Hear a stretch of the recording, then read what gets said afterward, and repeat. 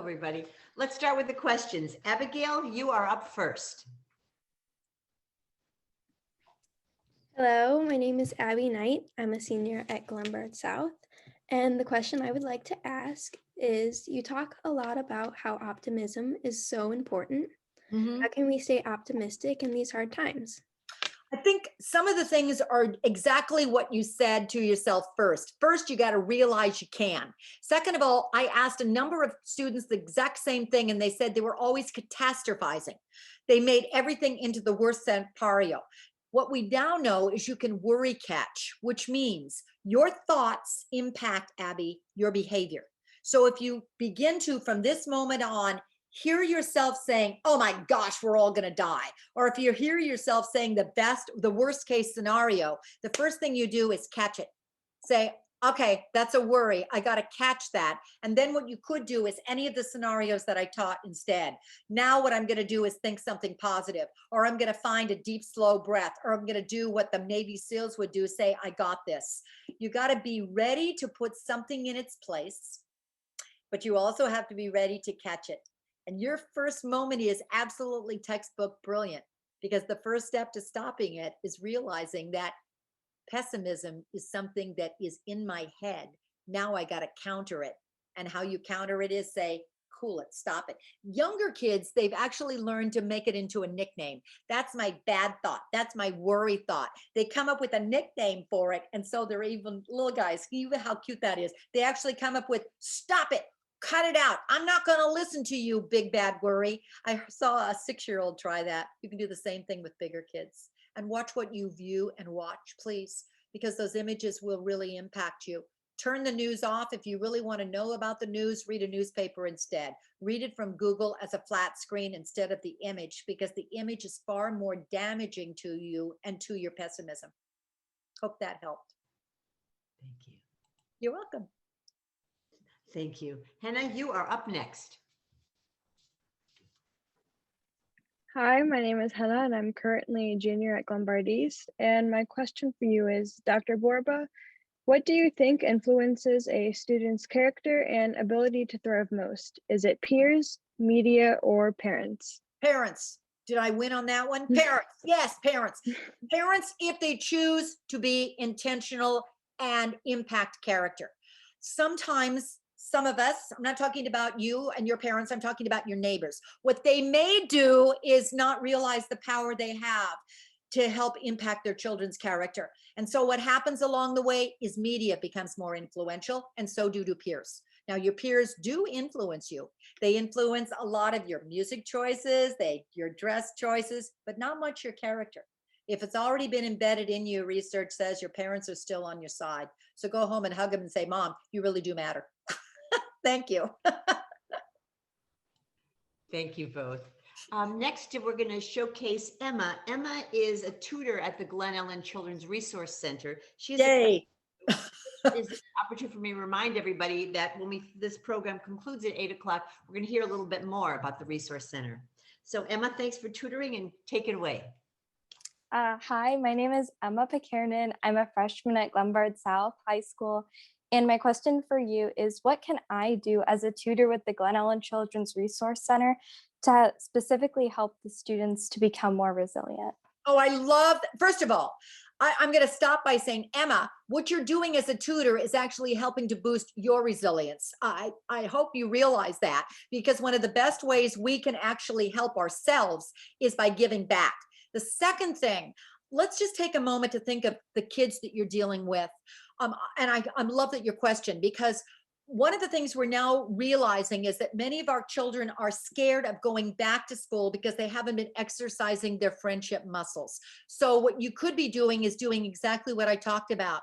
Help them practice and practice and practice and practice. Say hello and just keep modeling it, because kids learn social skills not by you telling them, but by you showing them. So, hey, today we're going to practice. Let's go practice doing it with another kid. Or let's practice eye contact. For kids who are really shy, and some kids are, eye contact is threatening. So you say, just look right here at the bridge of the kid's nose. Look up, not down. Talk feelings far more naturally with your kids at a younger age. By the way, we do a better job when our kids are younger as parents talking feelings to our daughters than we do to our sons. Just keep that in the mind when you grow up and be a mom. So talk feelings more to your to the kids. And finally, you can do a lot of encouraging, and that is just thumbs up or high fives. I'd also suggest, if you can, bring in some books and read out loud. I just asked kids your age. This is fascinating. I asked us, this was a freshman English teacher, what's the book that every kid wants to hear? And do you know what they chose? Alexander and the Terrible, Horrible, No Good, Very Bad Day. Your age kids. And I said, really? They said, yeah. They wanted to get back to hearing about the good stuff. So why don't you bring in some books like Fortunately by Remy Charlotte, Alexander and the Terrible, Horrible, No Good, Very Bad Day, Cloudy with a Chance of Meatballs, and read them, because maybe in the end you can say, hey, he did a good job. What's your fortunate going to be today? I love what you're doing, but you can make such a powerful difference by, I think, modeling and teaching social skills to kids, being kind and reinforcing them. Thanks for doing what you're doing, Emma. Thank you. You're welcome. Thank you both. Our last student question, Petrus, you are up. Good evening. My name is Patrice Hajia, and I'm a senior at Glenbard East. Dr. Borba, my question is, you talk about the 7 character strengths essential to peak performance and thriving. Which do you think is most essential to kids today? Right now, during a pandemic, you know what? Let's say 1, 2, 3 at the same time. I'm going to vote. What do you think? What do you think it is of the 7? That's definitely a hard question. It's a, yeah. I How think about your friends? Don't say integrity. Okay, you know what? There's not any one answer. So I'm going to give you 100%. My vote, only because as a psychologist, I'm dealing with kids who can't cope and their stress levels are so high. So I'd vote for self-control. I think what we as kids need to do at your age is figure out which of those do I need, and find, for heaven's sakes, a coping strategy that works for you and keep practicing it. And then each parent who's listening, I'd say, figure out, what do you think your kids need? Of the 7, which of the ones have you been talking and teaching your kids? Which one's lying dormant? The 3 that seem to be coming up over and over again are empathy, because they've been social distancing so long. And empathy seems to now play an enormous role in mental health. Some of the kids say they're really in jeopardy because they haven't had access to their counselor. Are you seeing that? Some of your friends are really concerned about that. The second one is self-control, because they desperately need a coping strategy they can do over and over again. And then comes the optimism and the hope. So again, it's not one answer. It's the one answer that, what is the kid lacking prior to the pandemic that he now needs now? Because the key is, these are the same protective factors that you're going to need the rest of your life. Do you know that when you leave and you go off to college, the #1 time that kids are most likely to drop out of school? I'm going to warn you, end of freshman year, first semester of college. You finally got there. When I talk to college professors and counselors, I say, why? They say it's because kids are lacking those same 7 skills. So maybe it's teaching them time management skills and coping, but thank you for the question. Thank you. Yeah. Thank you. Dr. Borba, I have one last question I want to ask you. I've written down the notes about parents staying positive, how important it is to model that, how to take care of yourself, having a family mantra, a growth mindset, stressing effort rather than smarts. What happens when I focus on that child's strength, I couple it, and now I have a concern. When do I seek help, professional help? Thank you, thank you, thank you. I say, sometimes parents say, I just didn't know the signs, because we're not trained in mental health, but I'm going to say it's a lot simpler than you think. The simplest thing that I would say is, nobody knows your child better, parents, than you. Nobody knows your child better. You use your instinct. And I always tell parents, use what I call the 2 index, and it's TOO. Here's what I ask you to do now. Anytime you see a change in your child's normal that's not healthy and it lasts too long, every day for at least 2 weeks, that's a real red flag. You're seeing it spill over into too many other areas. He used to do it just with you, and now he's doing it with dad. The teacher is saying something's going on that's different. That's another red flag. And you're seeing that it is really, you're becoming, as a parent, too worried. Then don't wait. Please pick up the phone. I have been in your area, Glen Bard. You have phenomenal mental health facilitators. You have incredible counselors at your school system. When you say, where do I go and what do I do? The first thing is call the counselor, the school counselor. The second thing, you want a therapist, that it's an outside person. Call your minister, your priest, or call the pediatrician. And you ask one key question. This is the key question. If you had a child who was struggling, who would you turn to? I love phrasing it that way, because you're going to get a lot more. If it was my kid, here's what I would go to. The next thing I do is, if the same person's name comes up at least 3 times, that's the person. That's the person to go to. Gilda, the reason I wrote this book was the first opening introduction is scathing. It's about a child named Ava. And I was interviewing her, and she was the perfect child. She was the kid who had the GPA of 4.0s and the 7.3s. She was the growth mindset child. She had every accolade you could possibly imagine, and she wanted nothing more than a full scholarship, and she was going to get it. She got up every morning at 4 a.m. to go to an outside swim class, and then she went to school. Then she came home and she went to another swim class because she was getting the scholarship to Florida. I said, my gosh, you've got it all together. She said, yeah, I hope I got it all together. I don't want to disappoint my parents. That hurt. And then I called her up just a little bit later to find out how she was doing, a couple months later. And her mom answered. Her mom was very distraught, and I could hear her mother's voice that said something was wrong. And she said, Ava's in the hospital. We had to put her in because she was so depressed. I never realized how depressed she was. I missed the signs. And the mother said something really interesting. She said, the one thing I forgot to do was help Ava enjoy herself. So I think it's a moment right now that I think we're at an unprecedented moment, where maybe it's the moment of parenting to hit reset and say, yeah, I want my kid to be the peak performer. And yeah, I want him to get that scholarship. And yeah, I want him to get through.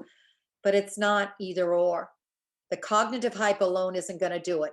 Our kids, we now know these skills. And if they don't have those skills, I don't want to say what could happen, but we do know that your child is going to be so far better off with both. Parents, we got this. Just make sure you add it to your plate. It's been a joy. Thank you so much, Dr. Borba. I really appreciate it. I'm going to say goodbye to you, but not for long, because I know I'll be chatting with you. Best of luck on the book tour and this wonderful book. Thank you so much for the time. Welcome. Thank you. Thank you, students. Thank you so much. You were so good.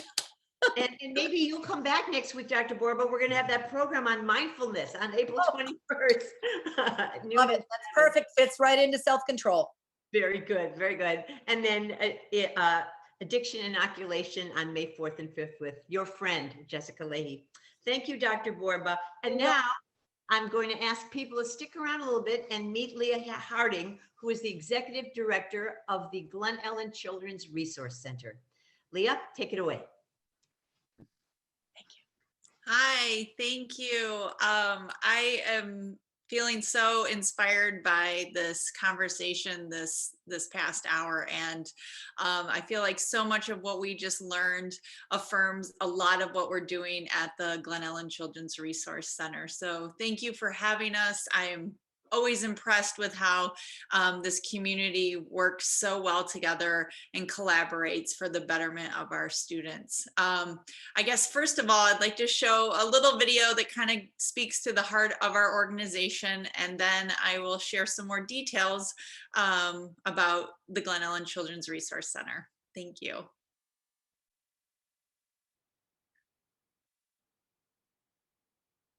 Leah, tell us a little bit about the center while this is loading. Sure, I'm happy to just jump in.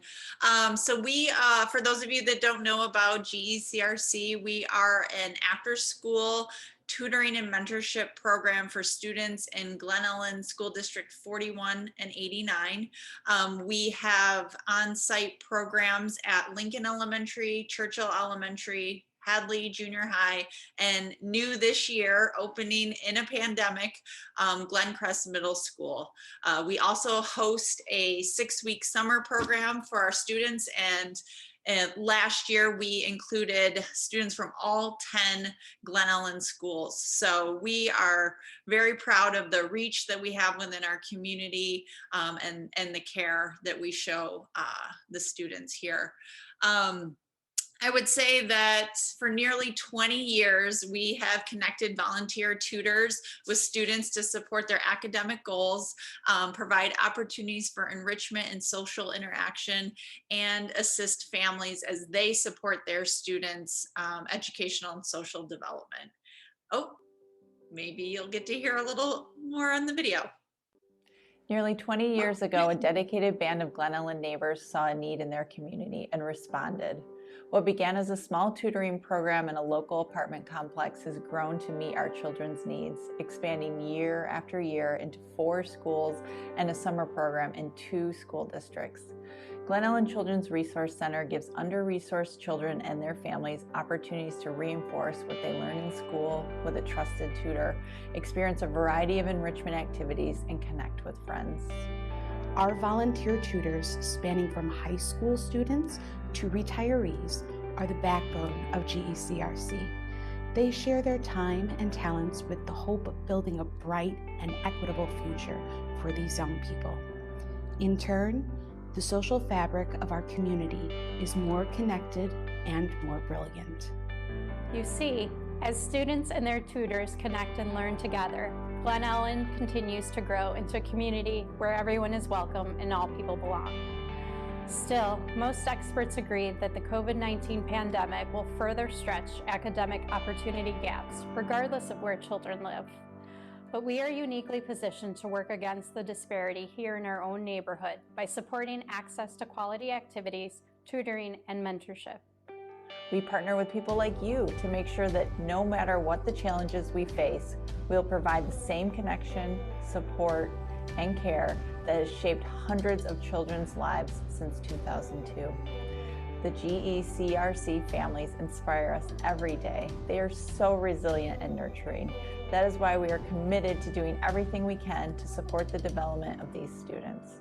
With your help, we are prepared to continue expanding our mission, strengthening our community, and building a brighter future for Glen Ellen's children. Thank you.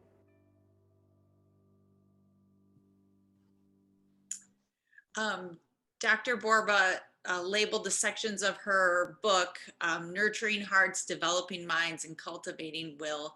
And I feel so strongly that GECRC also strives to do those things within our programs.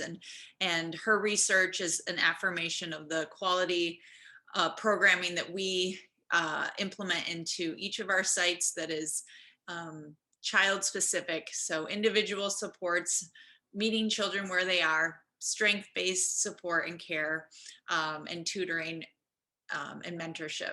Now, the icing on the cake for us at GECRC has been that we now have students that are graduating from high school and entering adulthood, and we could not be prouder of the young people in our community that have gone through our program. So 3 years ago, we began with a scholarship for an alumni of our program. And just last year, we expanded that to include a tutor because so many of our tutors dedicate hours and hours to our program and are such an important part of our community.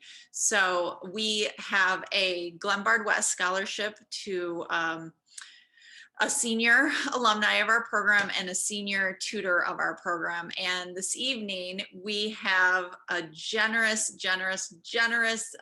donation match from our board members of $2,000. So any donations that come in this week through our website, www.gecrc.com, will be matched up to $2,000.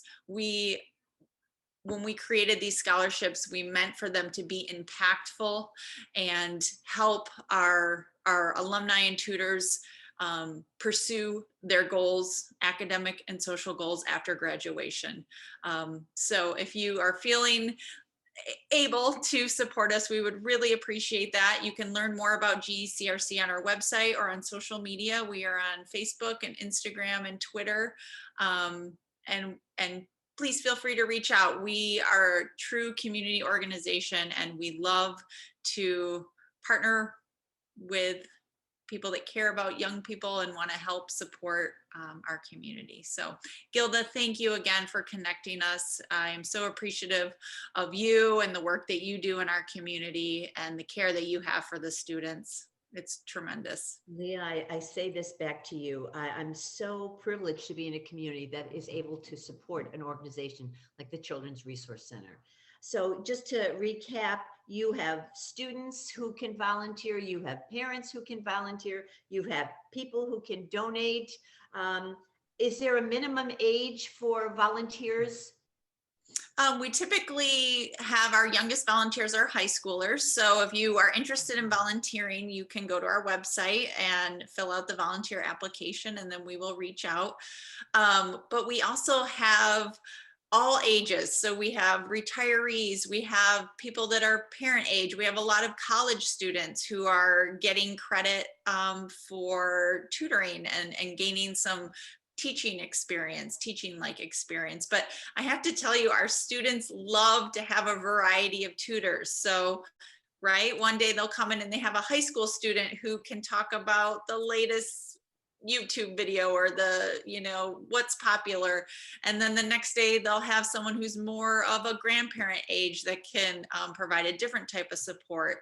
And as we scaffold our students, they become more confident in who they are and their interests and how they can grow. And that's really what we're trying to do, is help our children pursue the things that they care about, gain confidence and mastery of skills so that they can head into their future feeling confident and capable and inspired. And I know the benefit to the tutors themselves is far exceeds anything that the students gain, don't they? Are you having an event coming up that you want to mention, or just stay tuned for more details? Yeah, stay tuned for more details. We've been flexible. That's kind of been our theme this year, is being nimble and flexible. So we've got some fun events coming up in the fall. We have a new golf event that is in the works. That'll be in October. And then we have our literary event that we typically have in the spring. We had to postpone it, but it will be coming this fall. So more information to come, but we're really excited about our author, and we hope that people want to join us to celebrate GECRC and just community. Such a pleasure to support your organization. Great seeing you. Thank you, everybody.